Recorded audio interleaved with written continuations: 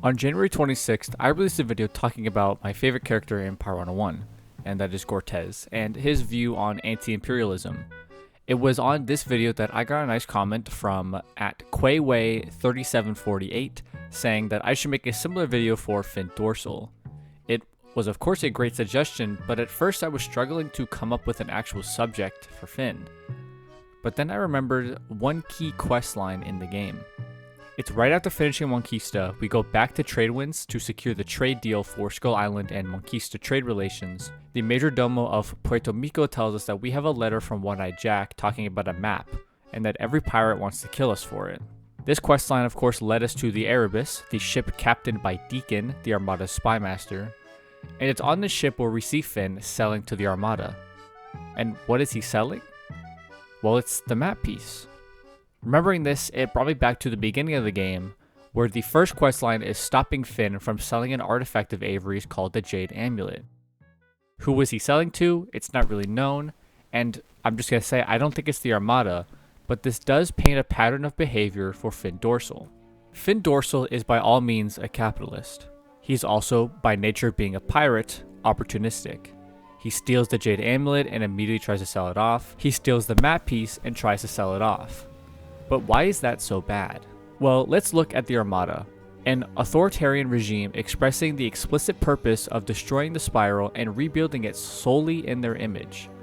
The Armada favors full government control and limited self-freedoms, hunting down and executing those who oppose their image. Valencia ruled by the Armada alongside King Casimir. His wiki states, King Casimir is one of the many kings of Valencia.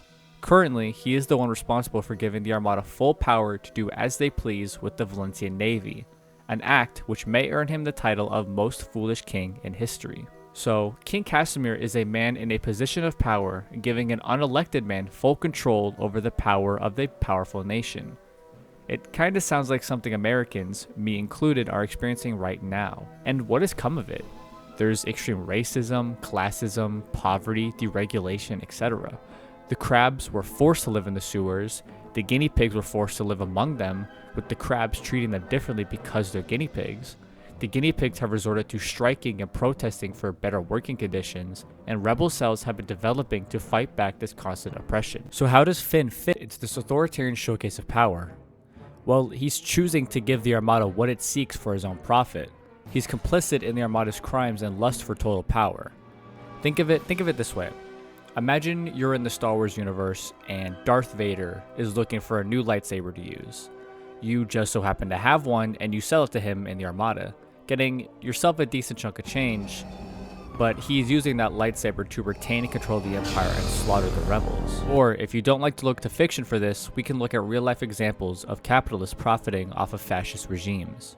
During Adolf Hitler's rise to power in a waning Germany, he implored many capitalist policies and ideologies to embolden the Germanic people. According to the Holocaust Encyclopedia, Hitler believed that car ownership and travel were intended to be another part of the Nazi vision of the Volksgemeinschaft, the people's community.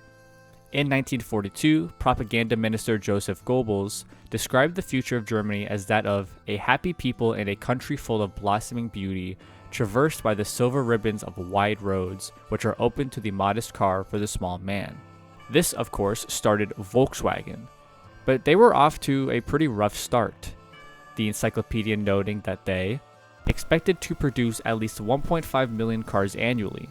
In reality, the plant had only just started small-scale production of what would become the Volkswagen Beetle. It wasn't until World War II started that the same plant and company, Volkswagen, was accredited for being among the first companies to take advantage of the forced labor of Soviet prisoners of war, and later on even having their own concentration camps, the encyclopedia stating, a first concentration camp on the site, Arbitsdorf, was established on factory property in April 1942.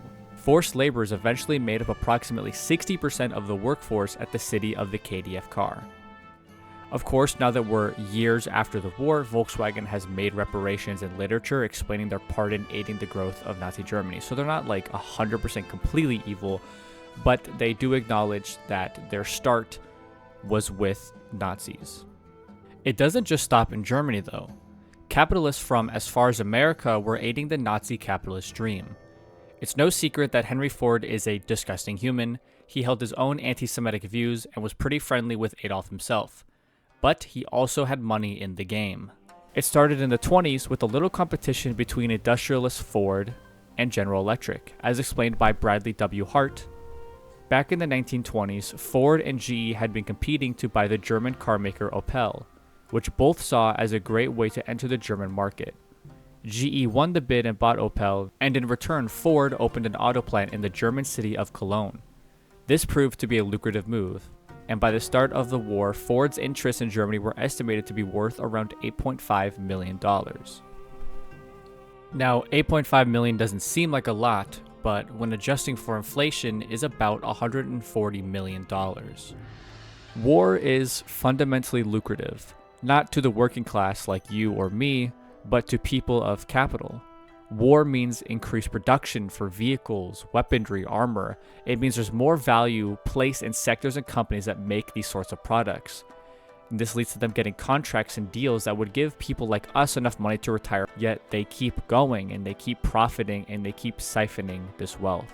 While Fin Dorsal isn't making millions of dollars, he is directly profiting and giving the Armada the tool to his own destruction. He, like Ford and Volkswagen, are abetting the growth and power of an authoritarian regime to continue their oppression. Fin is one of the few examples presented to us in Pirate 101 of someone profiteering off the war between Valencia and the rest of the spiral.